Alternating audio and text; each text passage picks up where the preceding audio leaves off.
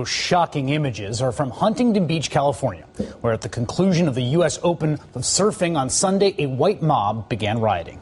The angry crowd vandalized property, broke the windows of businesses, looted some stores, and brawled with each other on the streets of downtown Huntington Beach. Police used rubber bullets on the unruly mob and arrested at least 7 people, including a firefighter from Anaheim. You probably haven't heard much about the White Riot in Huntington Beach, and that's because the story of white criminal culture is not a story the mainstream media will tell you.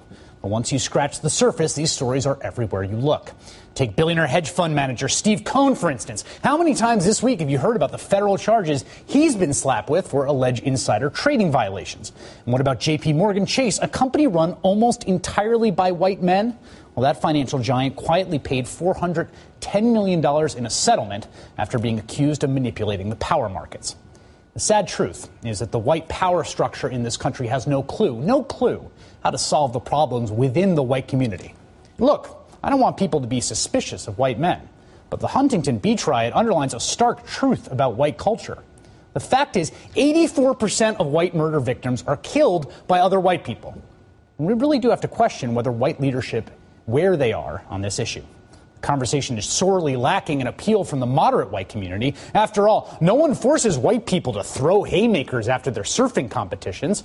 And when white youth are raised with so much privilege and so few boundaries, these young white men often reject concepts of self-control and not being a jerk. Some people may feel like I'm stereotyping. I don't care. I'm dealing with reality. The white community needs to ask itself, how are we going to deal with this problem? Finally, there's one brave writer in the mainstream media raising that question. Gawker columnist Cord Jefferson handed out a healthy dose of truth following the Huntington Beach white riot. Whites in America have been out from under their European ancestors' boot heels for centuries. California specifically outlawed preferences for non-whites in state hiring and education nearly 2 decades ago. So being oppressed is no longer an excuse for behavior like this. How long must we wait for the white community to get its act together? Joining me now is Cord Jefferson, the West Coast editor for Gawker.com, author of the aforementioned column, A Dangerous and Irresponsible Culture. Cord, you're not going to hear this kind of thing in the mainstream media. My question to you is, what inspired you to finally rip off this taboo and talk about the problems with white culture? I'm a person of color, Chris, but first and foremost, I consider myself an American citizen and a resident of Southern California. And seeing what the mob did in Huntington Beach on Sunday night, I just felt there was no way that I could sit on the sidelines anymore in good conscience and watch so many white youths debase themselves the way that they are. And so I think that sometimes people have to stick their necks out. I don't want to use the word martyr, but I guess I'm kind of a martyr on this front. You know, there are people that are going to tell you that it's just a few bad apples. If you look at the video, you can't say this whole group, this has nothing to do with white people. It's just a few bad apples. What do you say to that?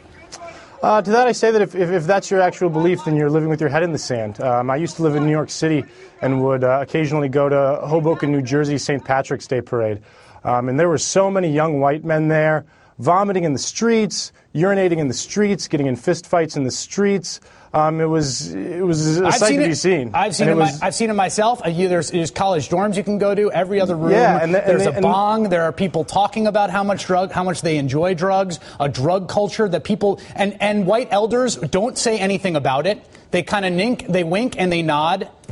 You're looking at they're learning, and the thing is that these young people are learning this kind of behavior in lacrosse camps. They're learning this kind of behavior at college spring break. They're learning this kind of behavior at Ivy League fraternities where drug use and binge drinking are normalized behaviors.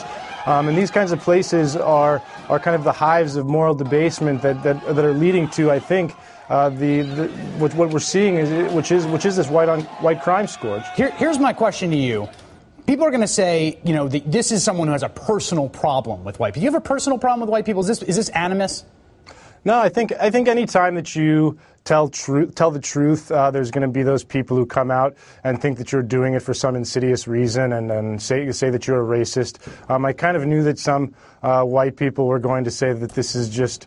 I knew that some white people were going to call this playing the race card, but it isn't playing the race card. My best friend is white. My mother is actually white. My prom date in high school was a white woman. She was very white, actually. she used to ride horses and do that whole thing. So obviously, very, very deep. I have very deep roots in the white community. This isn't hatred for whites. This is just tough love, and I felt it was time that somebody told the truth to these people. It's a hard conversation, but it's one we need to have. And I'm glad we're having it. And my question to you, Court, is what is it going to take to get the white power structure, prominent whites, Hillary Clinton, Joe Biden, to start speaking out on this kind of thing, to start talking about the St. Patty's Day parades, to start talking about the drug culture on campuses, to even just take the first step and condemn the Huntington Beach riots?